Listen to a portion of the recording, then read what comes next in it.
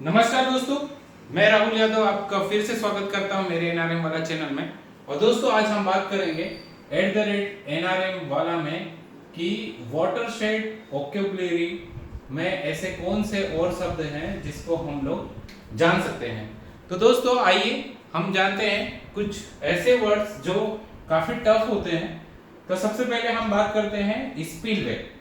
तो दोस्तों स्पिल का मतलब होता है अपवाह, अपवाह, और वे का मतलब होता है मार्ग। अपवाह मतलब ये अफवाह वो वाला नहीं है, ये अपवाह होता है कि जब आप किसी ड्रेनेज लाइन को उसका जो सरप्लस वाटर होता है वो किसी अलग वेस्ट वेयर या स्पिलवे के माध्यम से निकालते हैं तो वो कहलाता है अपवाह मार्ग। दूसरा वाटर हार्वेस्टिंग, आप बार बार सुनते होंगे कि वाटर हार्वेस्टिंग क्या होता है।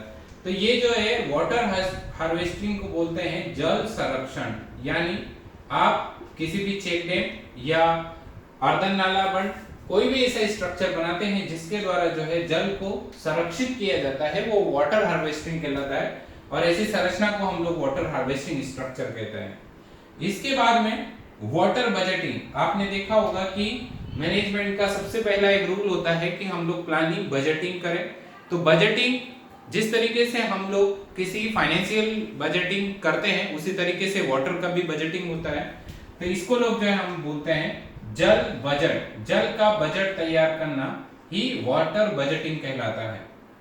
इसके बाद में आप देखते होंगे, बार बार सुनते होंगे कि हाइड्रोलॉजिकल जो है हाइड्रोलॉजिकल डिजाइन मांगते हैं या हाइड्रोलॉजिकल सर्वे मांगते हैं या हाइड्रोलॉजिकल साइकिल होती है।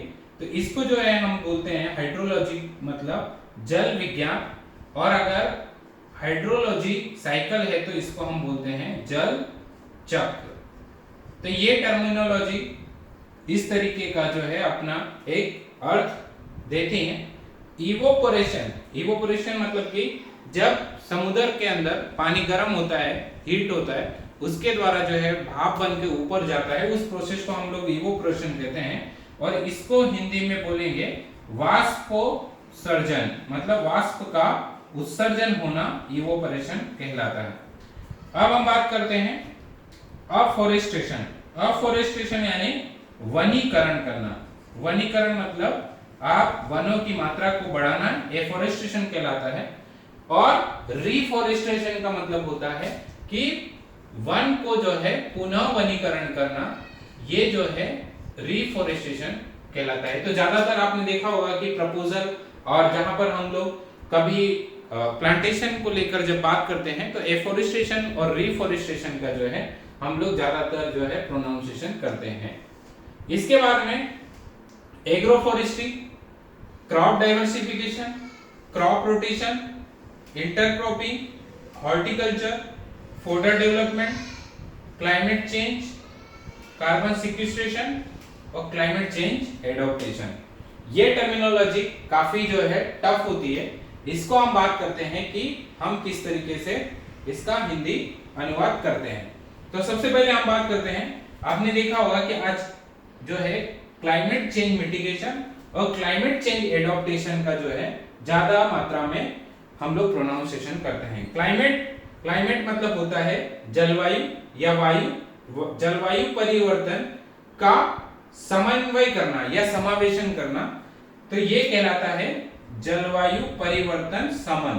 क्या होता है? जलवायु परिवर्तन समन यानी क्लाइमेट चेंज मिटिगेशन।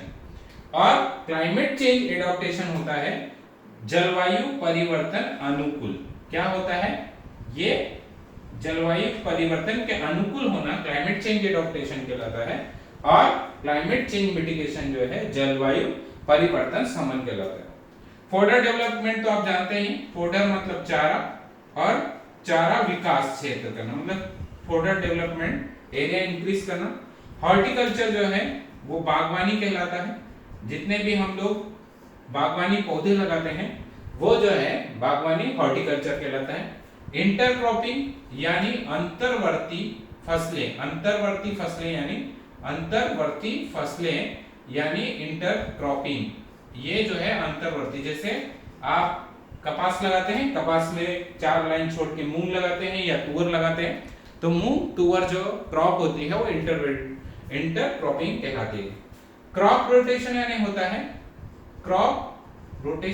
है फसल का चक्र, मतलब फसल चक्र को आप परिवर्तन करते हैं।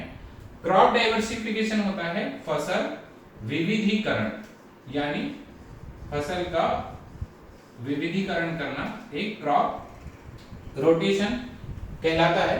और ये सारे जो है आपने देखे, एक जो है कार्बन सिक्वेस्ट्रेशन का पॉइंट रहेगा, मतलब आजकल जो है कार्बन का आप देख रहे होंगे कि भारी मात्रा में जो है कार्बन को लेकर कार्बन सिक्वेस्ट्रेशन या कार्बन संरक्षण के लिए कई लोग जो है